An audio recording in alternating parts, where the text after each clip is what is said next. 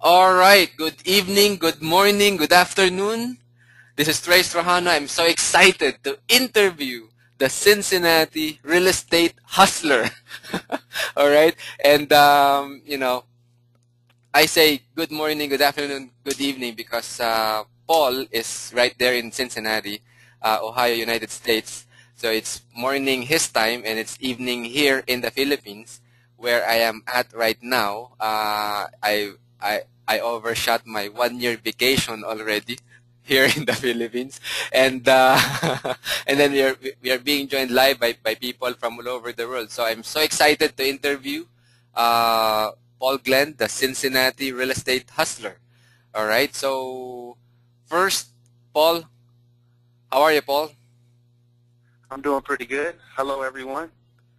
All right. Um, So as I was talking to Paul before we even started, I was like flabbergasted by the progress that he has made in just a short span of time, you know. And and do you remember Paul that I almost fired you? I know. And then what you told me is like something that I never forgot. You told me that you never quit anything in your life before, and you're not about to start now. And you told me that you will hustle, right? Do you remember that? That's right. Yeah, All right, that's correct. and true enough, you have proven that that's the case, and you hustled and bam, I mean, do you remember this deal that we did, the gamble deal? Can you tell us a little bit about this one? I do. I do remember it. It was a house over in a neighborhood called Cheviot here in Cincinnati, Ohio, and we were working a short sale, and we were able to get the property, get the bank to settle. I think the property was worth maybe like 100, maybe 100,000, if I'm not mistaken. Yeah, I think 120,000. That was before the 120,000, market right? crashed. Right, Right. 120,000, and yeah, And we were able to get them to settle for 65. We were able to pick up the property for 65,000, and turned around. Maybe took maybe not even quite a month. I don't think. yeah. I was able to sell the property. If I remember correctly, you found a buyer in like 2 weeks for this one, right? And then Correct. it took Correct. like another 3 weeks, 4 weeks for his financing to be lined up. Remember that buyer? Correct. Yeah, Exactly. Exactly. yeah. And And we're and able to get that done. right, right. And the nice thing about this deal, the reason why I mentioned this deal, was because, well, this is a deal that practically I did not do anything on. So I know Garrett, one of our partners. He is the acquisition manager at the time. Also my student. He found this deal. He found this seller, right? And this one was being sold by a seller because he is well, he is behind on the mortgage, and at the same time, I don't know if you remember this detail that he has like this IRS lien for $100,000 on a house that is worth 120,000, and he owes like $90,000. So on top of that, so he owes more than the house is worth, and the seller is desperate. The lender, if I remember correctly, the lender is Recasa, right? Who is a or Correct. which used to be a hard money lender That's for real estate, right? And that's then correct. they are desperate because what are we going to do with this deal with a 100,000 IRS lien, right? And another student of mine, who is a very very successful real estate investor in Chicago, right? Bobby, right? Bobby Pojas. He was the one. I basically told him, Bobby, look, I don't care about this short sales. Do them for me. I don't have the time to do them. And he negotiated the short sale. Garrett found the seller, right? And then you found a buyer, and actually the only thing I did, if I remember correctly, was I negotiated the $100,000 IRS lien down to $1,000. You know, That's correct. and because of the work that all the four of us did, we were able to make money on this deal, right? So it's cool to sort of hustle this deal, and it's like basketball, It's like, I mean, But Trace, yeah, remember that even on this particular deal, and I know it's going to be hard to believe, but we actually got the lady to do some of the repairs needed before we right, closed. right, Remember? right. I remember Yeah. that. Yeah, yeah. I mean, Yeah. I mean, I taught Garrett how to negotiate, but Garrett took it one step higher than that. It's like I never was able to negotiate that the seller pays for all the repairs, and and Correct. and a lot of you might not realize that. Like, usually the buyer pays for the repairs, right?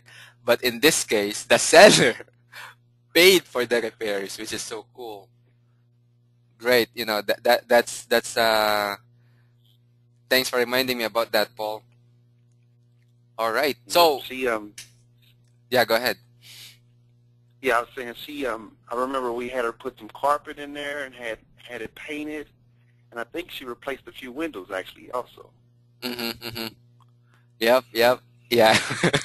I was floored when Garrett told me that she got the house repaired, and it's a husband and wife. I think the husband was the one that was sued by the IRS, right? And because he Exactly. also he also did some mortgage fraud, and it's funny that we got the we got the purchase contract signed. He signed it in prison, That's and correct. and That's and correct. his wife signed the other part. So it's like that's a weird deal, but it's a very profitable deal. So that is so cool. And and another thing I learned on that particular deal, Trace, I remember that when we got to the closing, you combed through the HUD statements and seen that they tried to get some more of our money out of it, and you noticed it, and we was able to pick up another few $100 Right, that right. the Yeah. title company had missed. Right.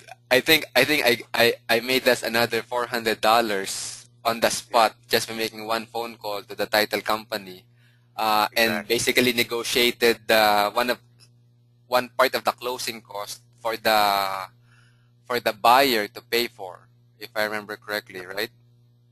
That's correct. Yeah. Good. I mean, you remember more more of the details than I did. That's great, Paul. Thanks Well, for like that. I said, it was when I just got in, and I was really, really trying to pay close attention because I was so interested in the business. So I think Mm-hmm. that's why I remember. Right, right, right. And yeah, I mean, without you, we would never have found the buyer for this one. So great job, Paul. So, all right. So, folks, I am so excited to introduce to you guys, Paul Glenn, Cincinnati real estate hustler. And Paul now buys and sells what, 2 to 5 houses a month? That's correct. Yeah. Yep. A- Two And, to five houses a month. mm-hmm, Usually I'm focusing right now. I'm focusing on properties usually 70,000 and under trades. But we got purchase power up to 200,000. mm-hmm, Usually just where the market is here now, we're trying to focus in on 70,000 and under, mm-hmm. and that's kind of the business model right now. Right, right. And you were telling me how well when I left on my extended vacation, I know. I mean, I knew at that time we were buying properties like dirt cheap, right? But when That's when when I talked with you a few weeks back, you told me like, you know, you're buying these things like ridiculously cheap, even cheaper than before, right? currently even cheaper before. I just to tell you about a couple other deals. I'm gonna say maybe a month and a half ago, a property had like $3,700 in taxes on it, and Mm-hmm. I gave the person $400 for the deed. They deeded it over to me for $400, so I picked that one up for roughly around 4,000.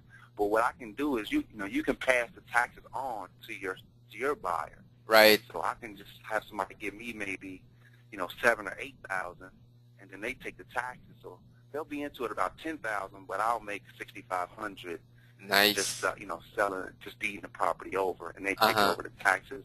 I picked up a Really? Wow, property. that's cool. Yeah, I picked up a property last week. Just last week, I picked the property up for $2,200. I sold the property on land contract. They gave me $2,000 down, and they're paying $8,000 for the property, $400 a month. And I just been getting properties that cheap here lately. Wow. So let me let me see if I understood that correctly. So you bought the property for $2,200, That's and correct. then you sold it on a land contract. So for those of you who don't know what that means, basically in the Philippines we call that selling the property on terms. So you basically got $2,000 down and $400 a month. Is that what you said? That's correct. Wow. So That's on the correct. first month, the property is paid for. That's correct. Oh Yeah. my God. And it's all profit, cash flow for how many years? I think that term got to be about 2 years, 2.5 years, something like that. 2.5 years of cash flow, I keep the 400. interest Mhm. low. I keep the interest low, and I try to make it work for everybody. Right, But right, I know some of the numbers are not big spreads, but there's nothing to do 3 or 4 of these deals a month, and that's just on the land contract. right. Yeah, I mean So you don't, that. Yeah, I mean if you have like three of those a month, that's $1,200 a month additional cash flow, right? Just like that, right? exactly, So exactly. ridiculous. And and it's another thing that you always emphasize, Trace. We help in the community. We giving people an opportunity to have ownership. They may not have the credit. They may Hmm. just got a new job. The situation may have changed for them, but now they get an opportunity to go back, own some property, Hmm. and so that's one thing Wow. too. Not only are we You giving know, good deals, we're benefiting, but we also helping the community. right. I mean, in the Philippines, well, for example, in Manila, Metro Manila, where I am at right now, I mean, you cannot buy a house for $2,000. I mean, $2,200. Houses here are more expensive than that. Houses here are more expensive than in Cincinnati right now. That's how ridiculous the market is right now. There in Cincinnati. Right. Wow, Yeah.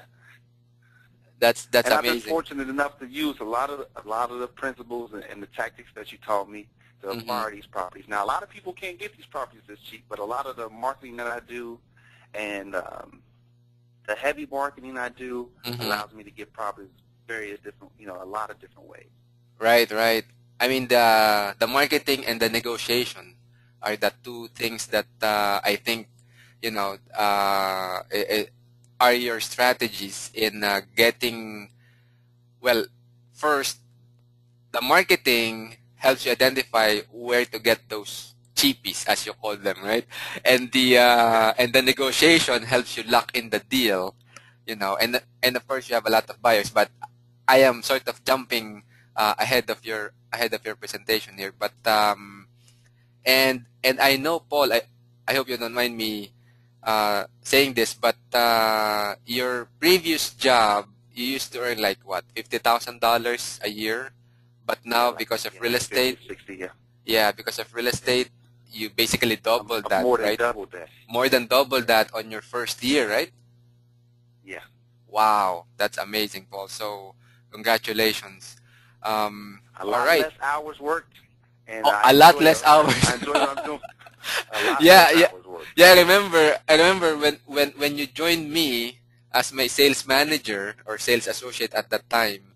I know you work in the IT department and you were always on call and right? Is that right? Correct. That's correct. Yeah. And I Always on remember, call. You couldn't yeah, couldn't sometimes, put your phone down. You would get in trouble. If you didn't right, answer your right, phone, you'd be in trouble when you get back to work.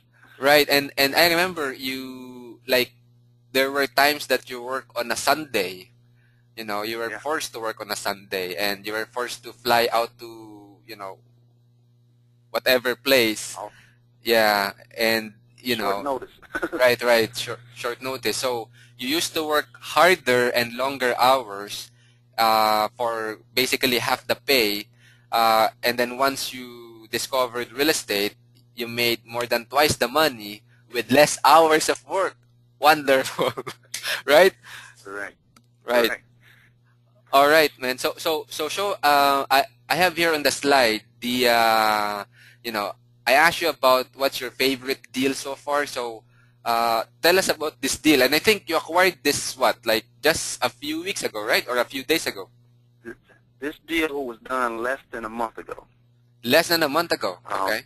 less than a month ago. And actually what happened was um, a realtor here in Cincinnati, Ohio that me used to work with, Kurt Poulter. I have been doing some deals with him recently, and he called me and said, hey, this bank is about to put this foreclosed 4-unit up. It's 4-unit with two bedrooms in each unit. And Wait a minute. Wait a that's minute. rare. Wait a minute. Wait a minute. Did I hear 4 units? It's a 4-unit, yes. Wow, 4 units. So this a four. Well, in the Philippines we call this four door because there are four doors. So four-door apartment for 4-door only apartment. $13,500. Holy cow! $13,500. So I was able to, the realtor here, he gave me a call and said, hey, I'm about to do a BPO, and that's just like a rough, what we call here is like a appraisal for a bank, just a quick appraisal for a bank. He was Right. saying, hey, what would you give me for this thing? He was like, I'm thinking they'll take about $20,000 for it. Mm-hmm. And I went And by and I took a look at it. mm-hmm. And And that's Kurt Polter, right? So Kurt is one of our favorite real estate agents at that time. So Kurt is exactly. still in the business. That's good. He's still in the business. He's doing pretty well, actually.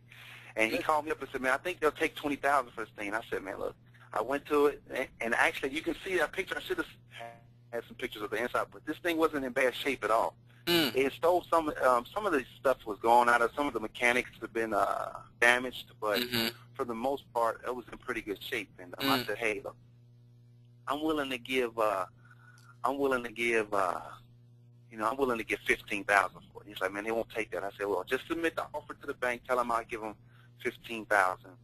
Mm-hmm. And so he said, okay. So he said, he put the offer in, and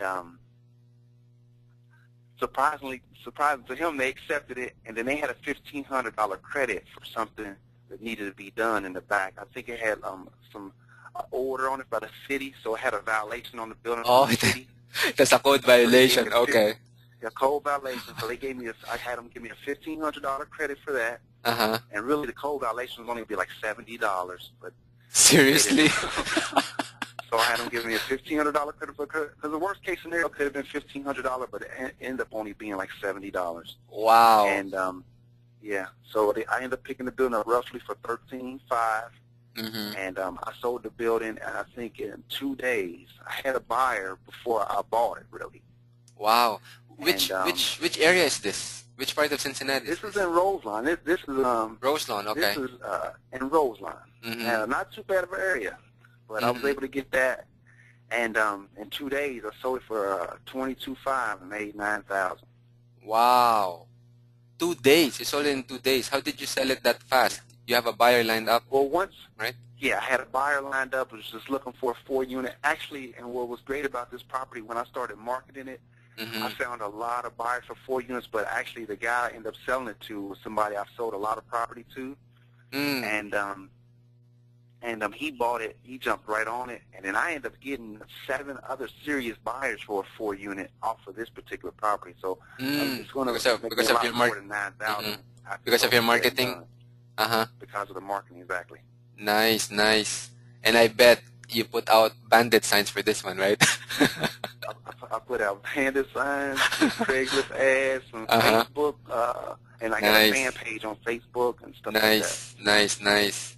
Yeah, and I'm sure you know, you were telling me about this TV show that you guys are doing there in Cincinnati, right? Yeah, we currently having the works. We have two tapings for 2 shows, Uh-huh. and then we're going to submit it to the local TV station here and it'll be it'll just be like what they call an infomercial, Uh-huh. and Nice. we'll run it late night. We'll start like that and just see how we can do. But we did get some investors Uh-huh. to back the show To sponsor and it. Right, right. sponsor the show. Yes, and Great. actually, Stewart Title, the title company we use, we Yeah, got yeah, story three title, title yeah. companies. Uh-huh. Yeah, three title companies gonna put pitch in on sponsoring also Really? on top of it. Wow. Yeah. Man, I mean, you will hustle more properties, after, I mean, I'm sure with that show, that's great, Paul. I am very proud of you, man. So in 2 days you sold this, you made $9,000, and I'm sure the buyer paid spot cash for, I mean, cash for this one, right? All cash, right? Cash, yes. Obviously, right? All cash. Nice, nice. So all right, that's great, Paul. So how can one become like you? How can one become a real estate hustler? Well, Trace, just like you taught me, man, it's all about getting some serious buyers. And you need a serious buyers list with some hot buyers. Mm-hmm. And I truly believe if you can find 20 to 25 hot buyers, you can definitely make a good living in this business. Because a Right. hot buyer will buy anywhere from 2 to 5 properties a year. Mm-hmm. Mm-hmm. So Right, right. obviously you won't be able to get every deal for them, but if you imagine if you could get half of those for them, that many people, you're looking at maybe 50 deals a year. Right, right. That's So one 50 that's deals, one I deal. mean a minimum $2,000 profit. Mm-hmm. Mm-hmm. So you can easily make 100,000 easily. Right, right, right. So yep, that's great. I mean that makes sense. So that's how you're able to buy and sell practically one house a week, right? Because Exactly. of your serious cash buyers. So, Serious cash buyers. Yeah. mhm. And you said the number is what, around 20? Is that what you said? 20 Yeah, hot I think buyers, I say 20 to 25 hot buyers. Yeah. 20 to 25 hot buyers. Right, right. Yeah. And I put here the website lasttrq.com. For those of you who have not taken my seminar, you can just download it there. So it's, I don't give seminars anymore because it takes too much of my time. But I recorded my last seminar and it's right there, lasttrq.com. So anyhow, so what else do you need to do to become a real estate hustler? Well, networking is key also. You want to network with as many people as possible, and that's Mm-hmm. other investors, other real estate professionals, attorneys, Mm-hmm. now entertainment people because I'm getting into TV stuff. So, I mean, Right, right. I mean, you want your to network. network, right? I mean, your network is going to expand like exponentially with that TV show. So I'm sure you're going to get a lot of buyers, a lot of, and in fact, the Stewart title plus Kurt Polter, those two people are part of my network. And that's how you're able to, um, get yourself started in the business is by leveraging on the Exactly. network that I already have, right? So, Exactly. and I mentioned that because there are some, actually there are a lot of people listening to this who are beginners and they're thinking, well, easy for you to say Cincinnati real estate hustler, yeah, right? You have all this network, right? But you can start out even with no network, right? And Right. you came from the IT world, so you have practically no network in real estate, but through just doing the business, calling people, I mean, any suggestions on how like a brand new beginner in the business can, who doesn't know anyone, any real estate agent or title companies or whatnot, how can they start building their network? Well, one thing is to get close to somebody that's doing what you want to do. Mm-hmm. And most times, like I refer a lot of clients to Stewart Title. So if a new investor wanted to speak to me and he said, hey, what title company should I use? I will refer Stewart Title to them because Stewart is investor friendly. And that's Mm-hmm. very key. You need Right. a title company that's investor friendly and understand what you're doing so they can help you make your deals go. Mm-hmm. So Mm-hmm. I would, so if I was speaking to a new investor, I would say, hey, look, you need to use Stewart Title. If you need a couple of realtors, I would refer some realtors because it's going to benefit the realtors too when another young investor comes in and start doing the deal. So, Mm-hmm. it's going to help everybody. So Mm-hmm. you want to get close to people that's doing what you want to do. So if you want to be a wholesaler, or if you want to be a rehabber, or whatever you want to do in real estate investing, you want to try to get close to some people. And that's what's beautiful about like tools like Facebook and stuff like that. You can meet people that's doing the business, Mm-hmm. and then maybe you might have to volunteer some time or something like that to Right. get a grasp of what's going on. But Mm-hmm. if you're really passionate about it and you want to do it, I'm sure you'd be willing to donate a few hours of your week to learn Mm-hmm. the business. Right, right. Yeah, I mean, network is so crucial, right? As you said, well, in the Philippines, there are no title companies, but basically the real estate transaction is being done by the lawyers and the real estate agents. For those of you in the Philippines listening to this, just substitute title companies with lawyers who facilitate real estate transactions or close the deal. But Paul is right. The basically you network with people who are already in the business, right? And you basically leverage on their network. So that's one. And the nice thing about Facebook is that you know you can search in Facebook people who are into real estate, right? And you can start adding them as friends, and then like literally talk to them, over the phone or meet them for lunch. And as you said, I mean, if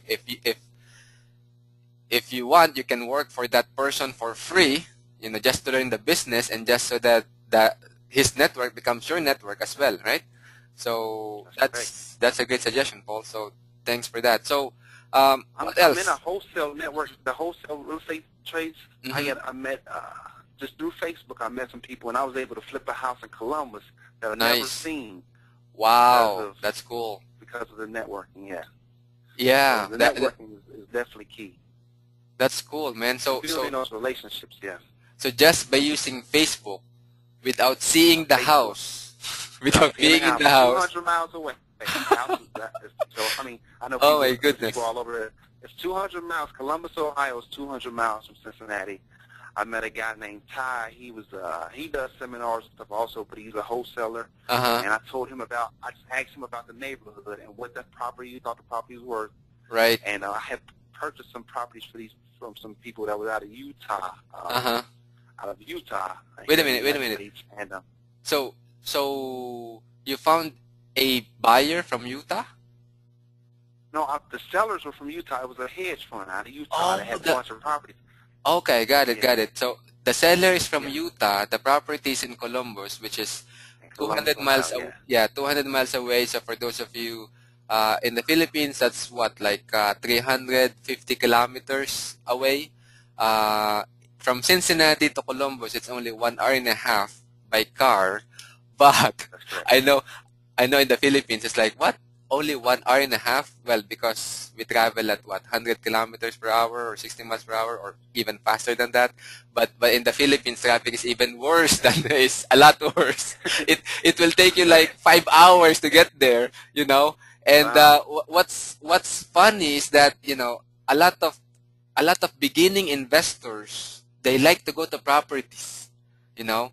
They like to just jump on their car. Well, if you're in the US, and here in the Philippines, go on a cab or whatever, and waste so much time, like 2 hours at least, right, or 3 hours, and then they go there without doing their homework, without negotiating on the phone, and it's like, they waste time, and I hate that.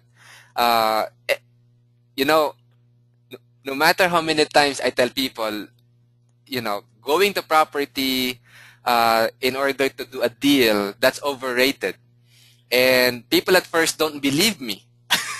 And then here you are, Paul, you bought a property from a seller in Utah. The property is in Columbus. You haven't even seen it, right? You did not go to the property. I didn't go to the property. Just Wow. real quickly, I'll tell you a story, Trace. Hmm. I had 3 properties here that I got from here in Cincinnati, and they was like, hey, well, we got this other one in Columbus we need to get rid of. Uh-huh. And I said, how much do you want for the property? And they was like, well, I think they wanted like 18,000 for it. Well, the guy Ty that I met on Facebook, I contacted him and said, hey Ty, I get this 3-bedroom house on this particular street. I didn't even know the house. I just said, hey, it's on this street. What do you think you can sell it for? Uh-huh. And he said, hey, I think I could get it. I think I can get about 18,000 for it. I said, well, how much would you want to make? He said, well, I want to make 2,000. He said, I at least like to make 2,000, 2,500. Well, I went back to them and offered them. Offered them 12. And then I bought it with another property here in Cincinnati. So I was into that one for 12,000. Told Ty to get rid of it for the 18, and he could get 2,500. We pretty much really just split what we got over 12. So we got 3,000 apiece. Nice, nice. So you made $3,000 on a property you haven't even stepped foot in. Stepped foot in it and never seen it. You never seen it, and actually you don't even know the market there, but you ask a wholesaler to help you wholesale it for you. Exactly. Wow, and that. And in that way, I can negotiate from the front side because he told me what it was worth. So now he said, hey, I can get rid of this pretty quickly for this price. So then I negotiated from there, saying, hey, look, this is what we can get for it. Now I know I need to be at a certain number to make some money. So that helps the front side of the negotiations.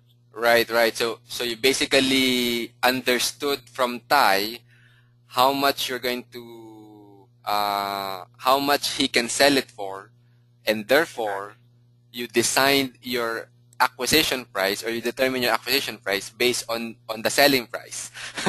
Right. That's great. That's great. Just in case he was off a little bit, I went down to 12,000 just in case he was off a little bit. Right, so right. Still had a little more, a little room in there. So. Right, right. You have some wiggle room in there. That's great. And that would not have happened had you not have been networking, right? Exactly. Right. And then the last point here, how to become a real estate hustler.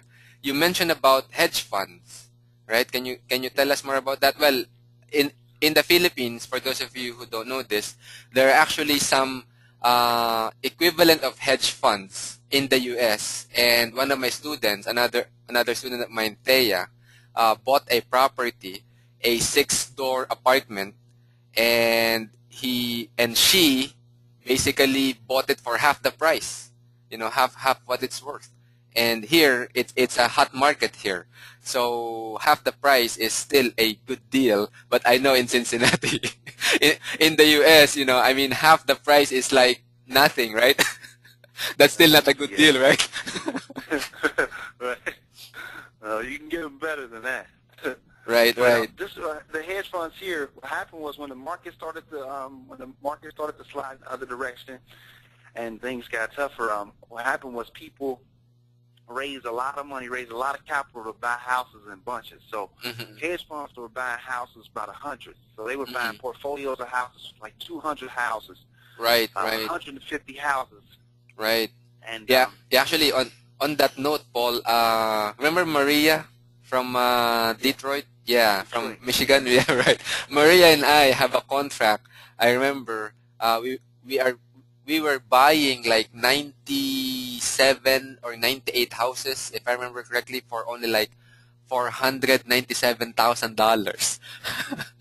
98 houses. I mean, it's ridiculous. So anyway, go ahead. Go ahead. Oh, it's okay. So the hedge funds getting properties. Just buying like tapes, what they call tapes of 1,000 houses, hundreds and hundreds of houses. So and then they contact some of the local wholesalers and stuff like that. Some of these houses they do like land contracts and stuff on it. We'll talk about that a little bit more later. But that's what I'm expanding into. But you could get these properties really expensive because they get them for pennies on the dollar because they're buying so many of them.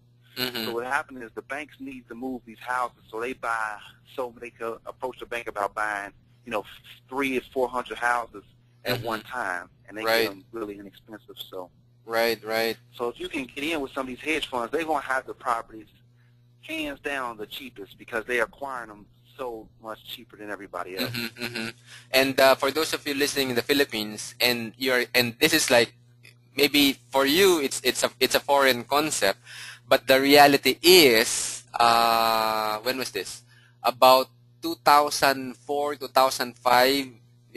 When the market was hot in the U.S., the market in the Philippines was down, and in fact, I know like one of the banks here, Philippine National Bank, has 30% of their portfolio as bad loans, and the equivalent of the hedge fund now in the US, I know it's called SPAVs. These are special purpose asset vehicles, and they're buying like tons of properties from banks, like hundreds of them. So for those of you listening and you're thinking, oh, this doesn't apply in the Philippines, that's BS, because things happen in the marketplace. And I know the Philippine real estate market is hot right now, but whatever goes up will come down, right, Paul? So we That's right. at first we thought in the US that the market will never come down, but when it went down, it went like so much faster than when it went up, right?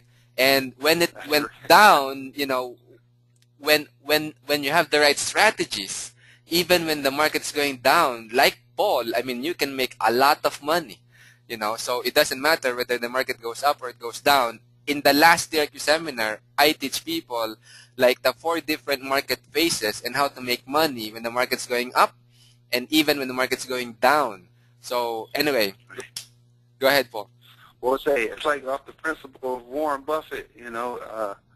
He said when everybody's selling, I'm buying. Right. So yeah, but yeah, so that's one of the things. The hedge funds is one of the ways to get properties. Now I've met probate. I'm getting into some probate. Mm-hmm. I met a divorce attorney on one deal. He brought me some more leads. We got Wow. a few different auction houses that Mm-hmm. auctions properties a couple times a month. You Right. can go to them. Sometimes you can get really good deals at auctions Mm-hmm. because they don't market them much. And then sometimes you get in there, it's only 20 people there. Really? You can get a good deals. Estate That's good. sales, yeah. Mm-hmm. Tax sales. I'm just learning about getting into tax sales. Right, I right. bought a church. real quickly. I bought a church this year's past tax sale. I bought a church for $8,100. You bought a And me and a church? partner, I bought a church, 10,000 square feet church. I never, Taxes owed on it was, I never taught you how to yeah. buy a church. No, I bought a church. I bought a church, 10,000 square feet, could seat 425 people. I picked the church up for $8,100 at the tax sale, Uh-huh. and I bought it back in June, Uh-huh. and then I believe in August, I partnered up with somebody when I purchased it. Uh-huh. He could do it needed some cleaning up, so he cleaned it up, and Mm-hmm. we just sold it. We sold it for, I think I sold it for $34,000 on the land contract. Wow, look at that. So you bought a church, 10,000 square meters. Wait a minute, 10,000 square feet or 10,000 square meters? 10,000 square feet, huge. Yeah. 10,000 square feet. So that's, for those of you in the Philippines, that's 1,000 square meters, roughly. You bought it for $8,100 Yeah. and you sold it for $8,100.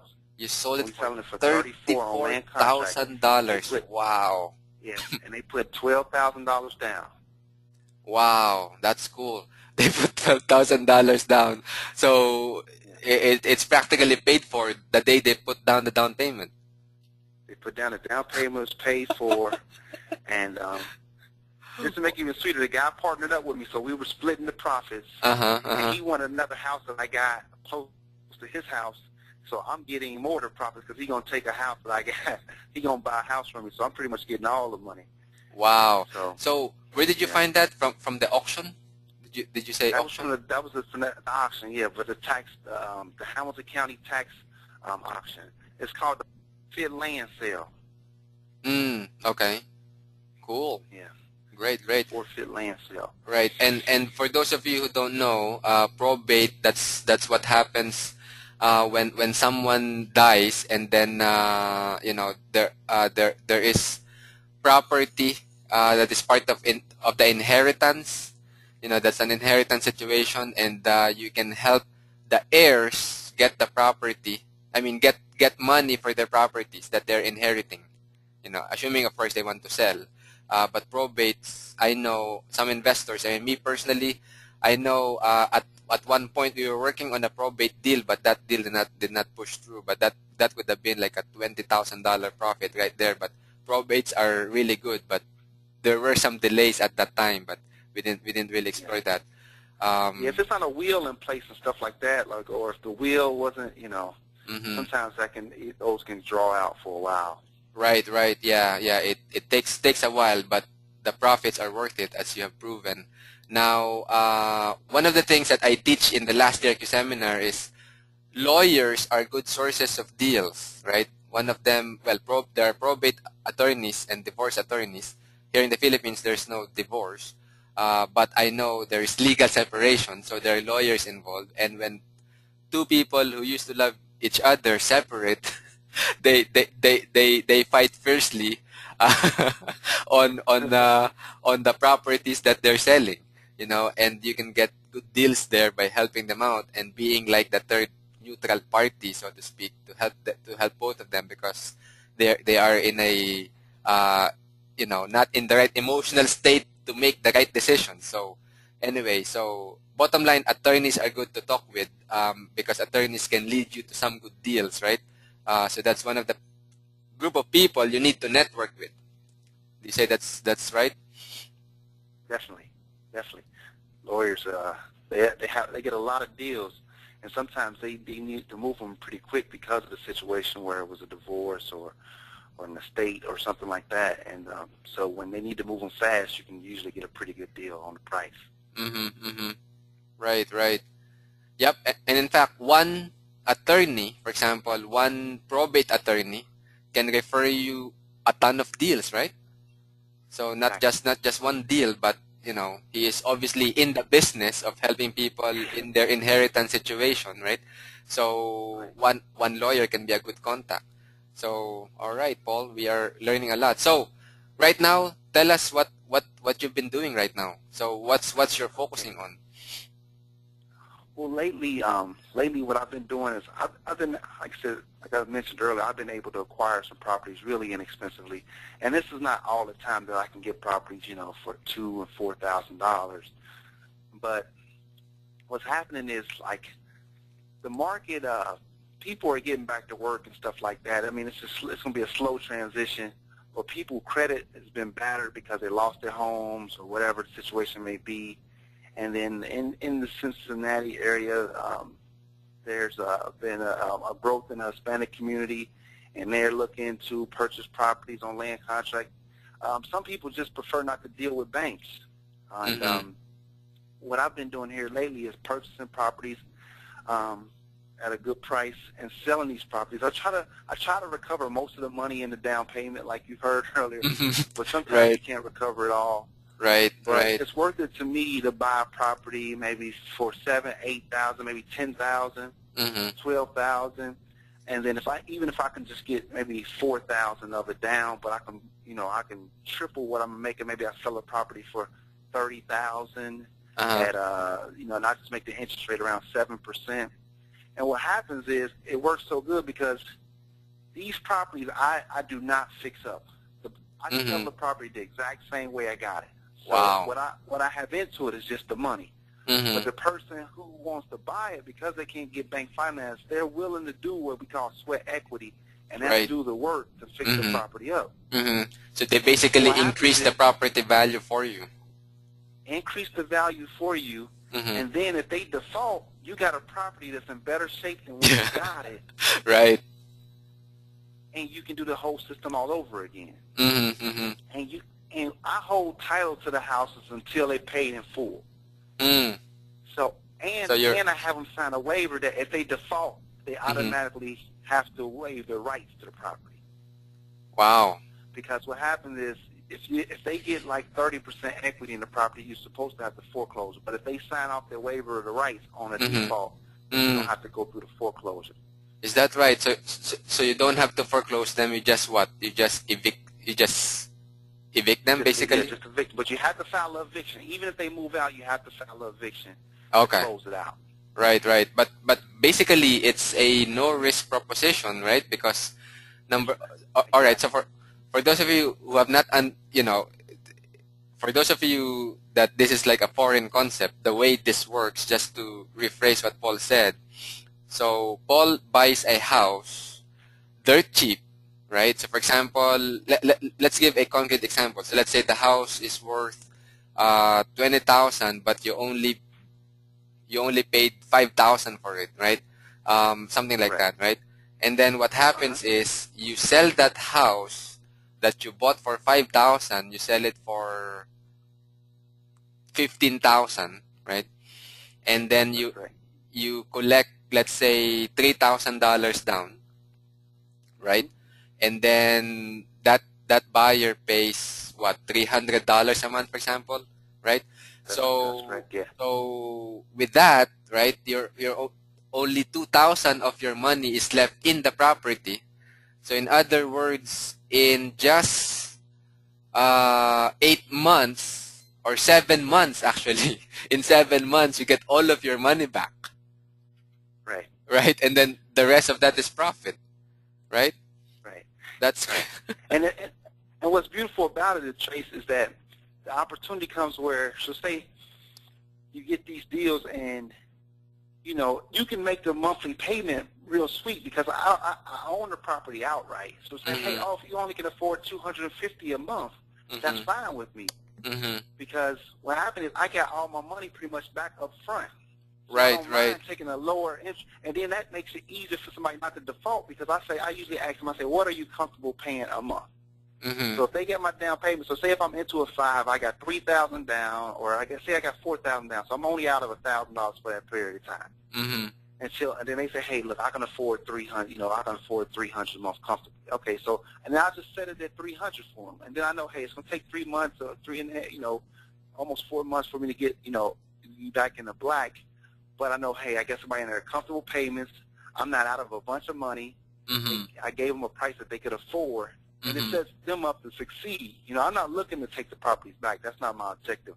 I Right, want to see right. them actually, because it helps the community when we see somebody get in there and fix the property up nice, and they're Mm-hmm. taking care of it, Mm-hmm. and then they can say give them opportunity for home ownership. So we're Right. looking, like I said, to help people out, but it's a good business model where I'm not out of a ton of money, Mm-hmm. and I can help somebody out. And then, like I said, when the banks don't want to lend money anymore, so we're providing financing to people who possibly couldn't qualify any other way. Mm-hmm. So basically, bottom line, you became the bank, right? Exactly. Because and then Exactly. you lend, you basically in the Philippines it's called in-house financing. So you provide Okay. in-house financing for your clients who happily buy these properties. They give a substantial down payment, they fix the house up, they improve the property's value for you. they Great. they pay you an amount that they can really afford instead of you forcing Great. them to pay up, because you don't have any mortgage in the property anyway, right? So you can afford Great. to let them pay you whatever they want to pay you, but they pay Great. you a big enough down payment up front that it will be, I mean, they will lose a lot if they default on you, and that you don't have Great. to foreclose, unlike the banks. You don't have to wait, like time to get them out, and you can do it all over again. So worst case scenario, you do it, you kick them out, and you actually collect money again, right? Another down Great. payment, and then more cash flow again, Great. right? And best case scenario, they stay there until they pay off the property, and you know, just like that church, right? You bought it for Exactly. 18,000, you got twelve Great. thousand of your money already as cash, Great. and you're selling it for 34,000. Great. Wow, so that's 24,000, no, 22,000 more profit, but that comes in as monthly cash flow, right? Exactly. And they're paying $600 a month for the first year, just because it needed some repairs. It needed a lot of repairs. It was Mm-hmm. a big building. And then the next year from there on out, they pay $1,000 a year. And then I think at the end, after 3 years, there's a balloon. I think it's left like $6,500 or something like that. And then once Wow. you pay that out. Wow, that's amazing. So, for those of you who are interested in getting in touch with Paul, so if you want to participate in the Cincinnati market, real estate market, to have a portion of what Paul is making. Basically, you can contact Paul at there's the email address and there's the phone number. So anything else, Paul? And Trace, they Yeah. should definitely understand that in the United States, Cincinnati, this is no lie. This week alone, I met with somebody from Vancouver, Canada, that came to Cincinnati to buy real estate.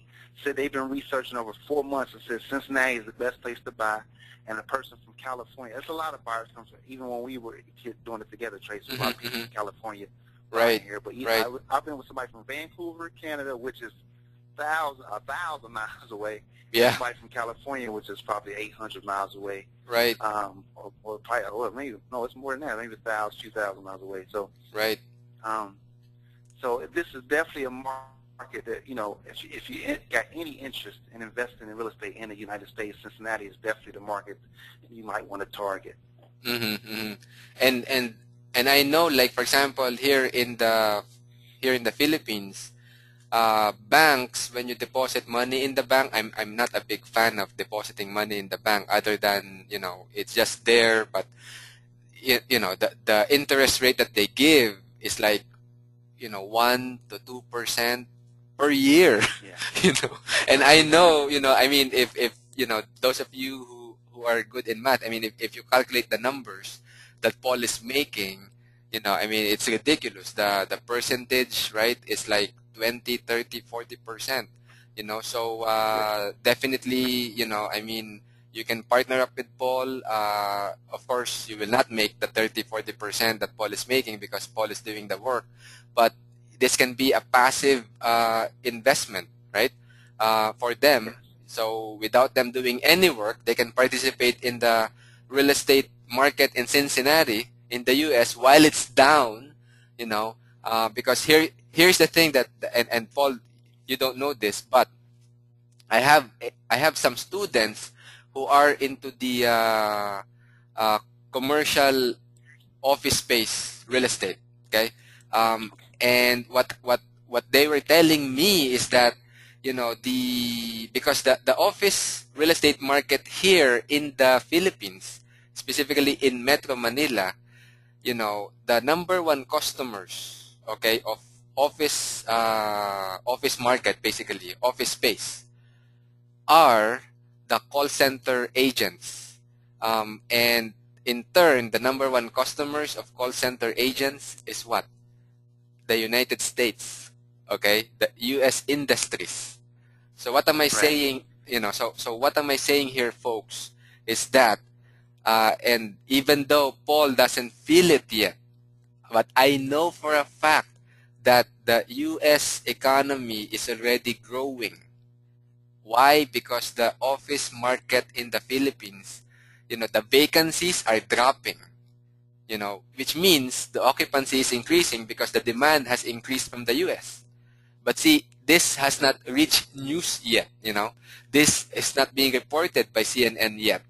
Because by the time they report it, it will be too late. The market would have risen up. So for those of you who are serious in growing your money, I mean, Paul is someone you can definitely trust. And you should take advantage of the Cincinnati market while no one knows yet what's happening, right? Because the U.S. real estate market will go up. Why? Because the U.S. industries are heating up. All right. The thing is, real estate market is a lagging indicator. So it lags it lags the economy. So by the time the real estate in Cincinnati, the real estate market goes up, you want to be holding real estate in that market, right? So in fact, right now, I mean, Paul approached me about this, and I am very, very interested in investing personally, And in fact, Paul, you can also help me look for apartments in Cincinnati. I remember Chapel Woods. Remember that one? Yeah. Yeah, that's what have you been to Chapel Woods? Have you actually? Been there before, yeah. Oh, you've been there before. So it's 8 buildings, right? That I bought with no money down, and I one of my students, referred that deal to me, and now I am looking for another apartment like Chapel Woods. If you can refer me an apartment like that, that will be cool. Okay. And for those of Okay. you listening right now, again, you can contact Paul if you want to participate in the U.S. real estate market while it's down, because you know what? In a few years, maybe call it 18 months to 2 years, that market will hit back up again, because then the economy now would start growing and the real estate market would start increasing. Okay, and you want to be there when that happens. In fact, a lot of foreigners like the Chinese, the Japanese, Koreans, they're buying, real estate in the US.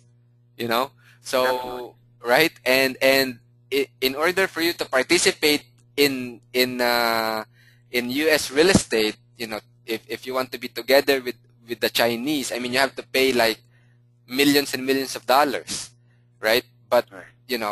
with this opportunity, Paul, I mean, if you have $5,000 or $10,000, right? I mean, you can Yeah. buy this properties cheap. You That's can get amazing, in, definitely. right? And one thing I want people to understand is that I've been doing this since I think me and Trace got together like 2006, I think it was, maybe it was Mm-hmm. 2005.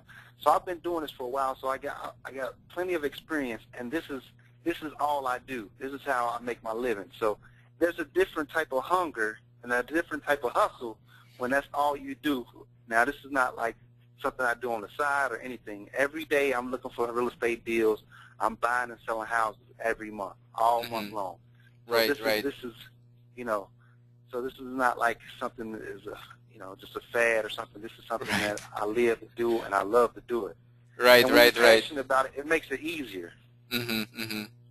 Yep, yep. It makes it a whole lot easier to hustle and make money. Like just like that, right?